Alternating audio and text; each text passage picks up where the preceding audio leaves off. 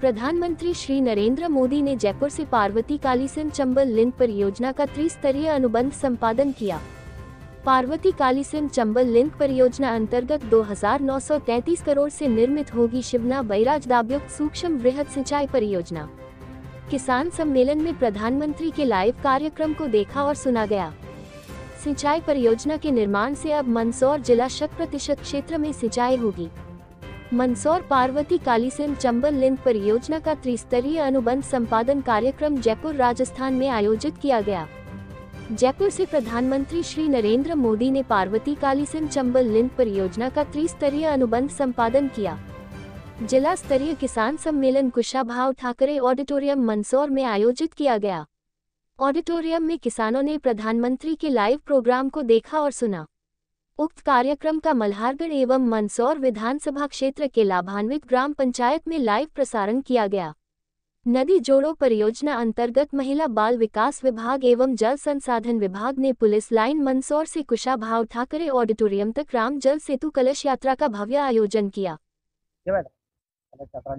राजस्थान और मध्य प्रदेश में कालीसिंध नदी और पार्वती नदी के जल बंटवारे को लेकर के तो लंबे समय से जो वार्ताएं चल रही थी, वार्ताएं विफल हो रही थी, उसको जमीन पर लाने का काम यदि किसी ने किया तो प्रधानमंत्री नरेंद्र मोदी जी ने किया। मैं अभिनंदन करता हूँ, आभार व्यक्त करना चाहता हूँ कि मालवा का एक बड़ा भूभाग और चंबल का एक बड़ा भूभाग इस योजना के अंतर्गत जो लगभग 75,000 करोड़ रुपए का है, और 75,000 करोड़ रुपए की राशि मध्य प्रदेश को भी प्राप्त हुई है और राजस्थान को भी प्राप्त हुई है। 90% राशि भारत की सरकार दे रही है और 10% राशि स्टेट गवर्नमेंट को निकालना है।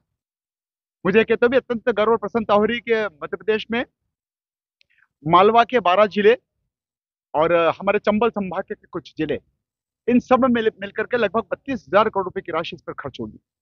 और खुशी की बात यह भी है कि प्रधानमंत्री तत्कालीन आदरणीय अटल बिहारी वाजपेयी जी ने जो सपना देखा था नदियों से नदियों को जोड़ने का, वो निरंतर जारी है। केन बेतवा के बाद, नर्मदा को शिप्रा में जोड़ने के बाद कालीसिंध और पार्वती का जो समावेश हो रहा है और उसका फायदा मंदसौर विधानसभा क्षेत्र को यह जाकर के मिल रहा है कि शिवना नदी का सरप्लस पानी जो चंबल नदी में जाता था, और चूंकि चंबल नदी में सारे के सारा पानी पिछले 5-7 साल में, पिछले 8-10 साल में शिवराज जी के नेतृत्व वाली सरकार के समय से गरोड भानपुरा विधानसभा क्षेत्र, सुहासरा विधानसभा क्षेत्र, मल्हारगढ़ विधानसभा क्षेत्र, नीमच जिले की नीमच, मनासा और जावल विधानसभा क्षेत्र में चंबल के पूरे एक पानी का उपयोग होकर के मंदसौर में आकर के मामला इसलिए अटक गया था कि चंबल की भी अपनी क्षमता है।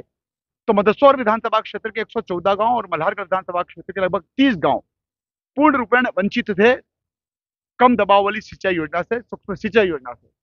लेकिन शिवना नदी के डाउन स्ट्रीम में ढिकोला के पास में बड़ा स्टॉप डैम बन करके इस सरप्लस पानी को जल संसाधन विभाग ने कार्य योजना बनाई, उठा करके इसको मंदसौर के समीप जो पितियाखेड़ी का मकरा है, देवडूंगरी माता जी के यहाँ से लेकर के और बरदल की जो पहाड़ियां हैं, वहां पर इस पूरे पानी को लिफ्ट किया जाएगा और छोड़ा जाएगा और वहां पर डैम बनेगा। उस डैम के बाद फिर पानी का डिस्ट्रीब्यूशन होगा जो लगभग 114 गांव में मंदसौर विधानसभा क्षेत्र में पहुंचेगा।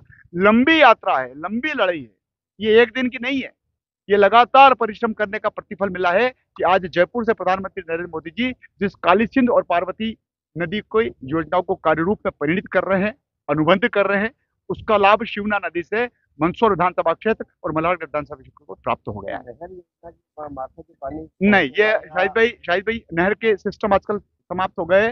सूक्ष्म जो योजना होती है, जो पद्धति बदल गई है, जो पद्धति गरोड़ भानपुरा में लागू हो गई है, जो पद्धति सुहासरा सीतामऊ कयामपुर में लागू हो गई है, उसी अनुरूप आज करेगी। क्योंकि नहरों से पानी से जो दुरुपयोग होता था और जिस प्रकार से नहरें फूट जाती थी, किसान भी जिस तरह से पानी को बिल्कुल देखते ही नहीं था पलट तक के पानी मेरे खेत में भर गया है और पानी बह रहा है, इसलिए ये कम दबाव की सूक्ष्म सिंचाई योजना है और मैं समझता हूँ कि बड़ा लाभ लाखों किसानों तक पहुंचेगा।